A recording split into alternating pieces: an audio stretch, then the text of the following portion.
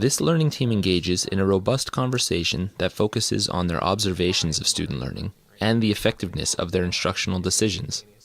They examine and analyze student work and discuss how to change their practice in order to move student learning forward. The dialogue is reflective, respectful, and open to learning. We have a tight network of teachers here working collaboratively. We've broken boundaries, we're opening doors, we're having these dialogues that I would want to know more intently what the process looks like from the primary stages so that I can best meet the needs of the grade 5s as they enter our doors in middle school. And also the use of common language and carrying that through has been very important. So.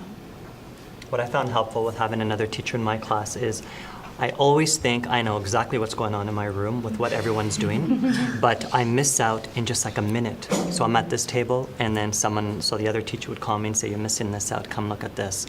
And these are things that, when you're co-teaching, it really helps out just to get that perspective, like this morning with the two of you, like the three of us working together, and you're giving me some info, you're giving me some info, and these are things that I wasn't there to see.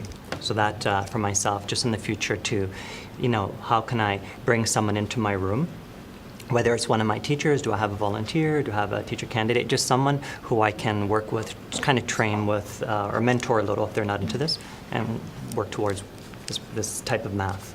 It's almost like moderated marking. What worked, what didn't work, what can we do better, what do they need? And so it's been very helpful to know where we're going. I like the analogy with the moderated marking, because I almost see it as live moderated marking, right? It's happening on the spot and instantaneously, which goes back into that whole timely feedback piece.